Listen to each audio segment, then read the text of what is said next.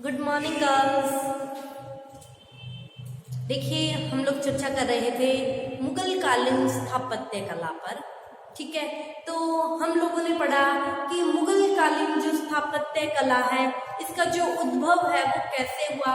हम लोगों ने ये जाना कि ईरानी व हिंदू शैली के समन्वय से जो नवीन शैली का उदय हुआ उसे मुगल शैली के नाम से जाना गया।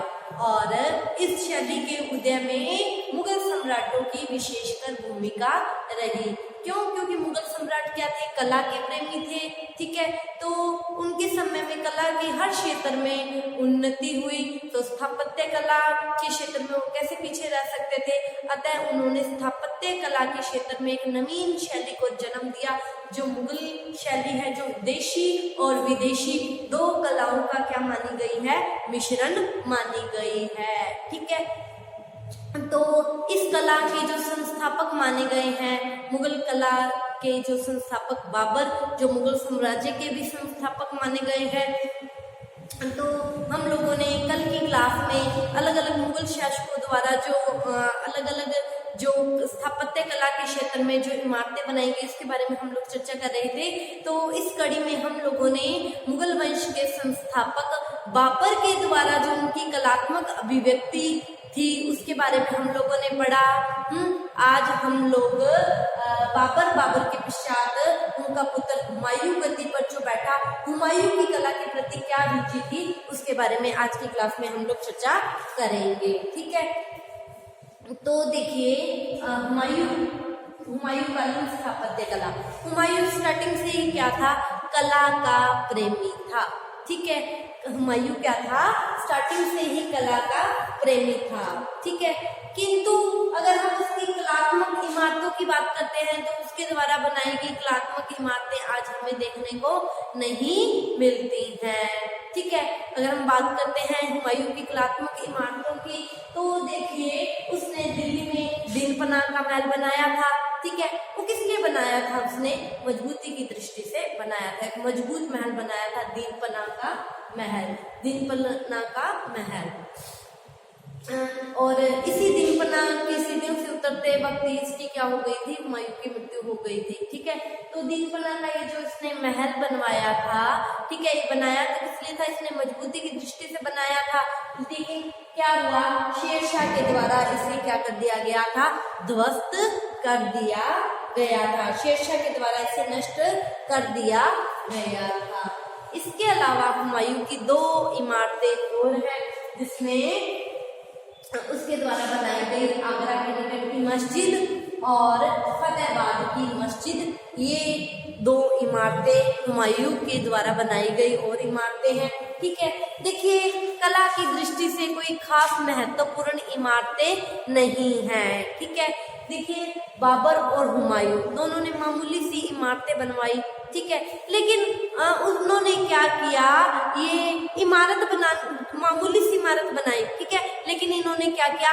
इमारत बनाने की परंपरा शुरू कर दी। ठीक है, बाबर ने बनाई, बाबर के पश्चात हुमायूं ने बनाई।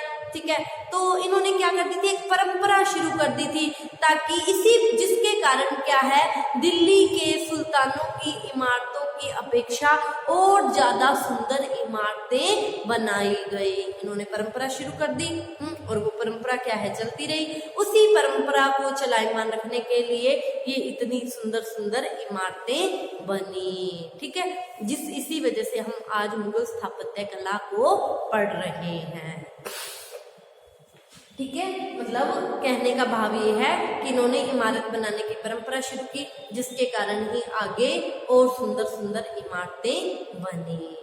ठीक है, और अब हम बात करेंगे मुगल काल के सर्वाधिक महत्वपूर्ण शासक, महत्वाकांक्षी साम्राज्यवादी सम्राट अकबर के बारे में। अकबर, जैसे कि देखिए हम लोगों ने जो लास्ट ईयर की क्लासेस पढ़ी थी, हम लोगों ने अकबर के बारे में पढ़ा कि धार्मिक दृष्टि से सहिष्णु था, साम्राज्यवादी भी था और इसके समय में मुगल साम्राज्य अपनी बुलंदियों को छू गया था। ठीक है, तो ऐसा मुगल सम्राट कला की श्रेणी में पीछे कैसे रह सकता था? था। ठीक है, तो अकबर के काल में, अकबर का जो काल है उसके काल में स्थापत्य कला के क्षेत्र में क्या उन्नति हुई, तो आइए उसके बारे में जानते हैं। अकबर कालीन स्थापत्य कला। ठीक है, देखिए अकबर की क्या थी, स्थापत्य कला में गहरी रुचि थी। ठीक है, और स्थापत्य कला में उसकी जो रुचि थी इसको हम अबुल फजल के इन शब्दों से जानेंगे। अबुल फजल ने क्या कहा है अकबर की स्थापत्य कला के बारे में, जो रुचि थी स्थापत्य कला में उसके बारे में क्या कहा है कि सम्राट स्वयं सुंदर इमारतों की योजना बनाता, अपने दिमाग में बनाता, हाँ इमारत ऐसे होनी चाहिए, ऐसे होनी चाहिए, ऐसे होनी चाहिए। सम्राट सुंदर इमारतों की योजना बनाता और अपने मस्तिष्क व हृदय के विचारों को गारे व पत्थर का रूप दे दिया करता था। ठीक है, उसके मन में योजना आती कि हाँ मुझे इमारत बनानी है। ठीक है, स्वयं योजना बनाता इमारत बनाने की और फिर अपने दिमाग में, मस्तिष्क में विचार लाता भी इमारत कैसी होनी चाहिए, कैसी होनी चाहिए। ठीक है, अपने मस्तिष्क व हृदय के विचारों को गारे और पत्थर का रूप दे देता था। मतलब उसके मस्तिष्क में इमारत बनाने के लिए जो विचार आते थे उस विचारों को वो गारे और पत्थर का रूप देकर मतलब इमारत को खड़ी करवा देता था। ठीक है, और कल हम लोगों ने ये बात भी जानी थी कि अकबर का काल ही वो काल था जब हिंदू और ईरानी जो शैली के मिश्रण से जो मुगल शैली तैयार हुई थी। ठीक है, हिंदू और ईरानी शैली इतना मिक्स हो गए थे कि दोनों में अब अंतर पता करना ही क्या हो गया था, मुश्किल हो गया था। ठीक है, तो अब हम उसी अकबर कालीन अगर इमारतों के बारे में बात करते हैं तो आगे चलते हैं। देखिए अकबर के शासनकाल की जो पहली इमारत है, सबसे पहली इमारत वो कौन सी है, हुमायूं का मकबरा, जो कहाँ है, दिल्ली में। अकबर कालीन पहली जो इमारत है वो दिल्ली में हुमायूं का मकबरा है। ठीक है, और ये जो हुमायूं का मकबरा नामक इमारत है ये भारतीय और पारसी शैली के द्वारा बनाई गई है। ठीक है, ये मकबरा भारतीय व पारसी शैली अभिव्यक्ति पर टिका हुआ है। ठीक है, तो देखिए इस मकबरे का जो मंडप है वो क्या है, पारसी शैली का है। ठीक है, जबकि जो छतरियां हैं, जो छतरियों वाले मंडप हैं वो क्या हैं, वो भारतीय शैली से बने हुए हैं। ठीक है, और इस मकबरे का जो गुंबद है वो सफेद संगमरमर का बना हुआ है।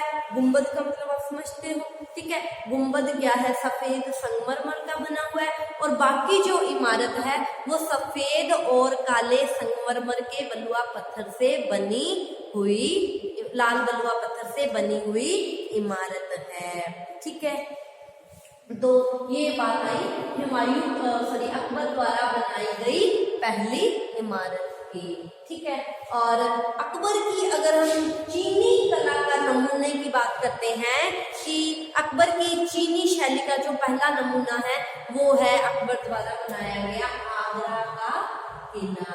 ठीक है, आगरा का किला। ठीक है, ये आगरा का किला है, ये लाल गड़े हुए पत्थरों से बना हुआ है। ठीक है, और ये जो आगरा का किला है इसकी जो दीवार है वो क्या है, 70 फीट ऊंची है। ठीक है, और इसका जो प्रवेश द्वार है उसके ऊपर सजावट का ऐसा काम किया हुआ है जो दिल को क्या है, छू लेता है। ठीक है, हाँ अगर हम इस किले की ये जो चार दीवारी है, चार दीवारी की बात करते हैं तो इस चार दीवारी के भीतर 500 इमारतें लाल पत्थर से बनवाई गई थी। ठीक है, और ये जो 500 इमारतें चार दीवारी के भीतर बनवाई गई थी, शाहजहां ने क्या कर दिया, इनको गिरा दिया था और इनके स्थान पर सफेद संगमरमर के क्या बनवा दिए थे, मंडप बना दिए गए थे। ठीक है, तो अगर हम इस आगरा के किले के अंदर की बात करते हैं तो इस आगरा के किले के अंदर की जो महत्वपूर्ण इमारतें हैं वो है जहांगीर, अकबरी और जहांगीरी महल। अकबर और जहांगीर के महल बने हुए हैं। इसमें जो जहांगीर का महल है वो हिंदू डिजाइन का है, जो कि अकबर का महल है, जबकि जो अकबर का महल है उसमें कहीं भी सजावट का काम नहीं था। ठीक है, तो अकबर की चीनी कला का महत्वपूर्ण नमूना था आगरा का किला। ठीक है, तो ये हम लोगों ने आज हुमायूं कालीन स्थापत्य कला के बारे में पढ़ा और अकबर कालीन हम लोगों ने स्थापत्य कला की शुरुआत किया। आगे हम कल की क्लास में अकबर कालीन स्थापत्य कला को कंटिन्यू करेंगे। आज की क्लास में इतना ही। आप इसका स्क्रीनशॉट ले लीजिए। Thank you all of you.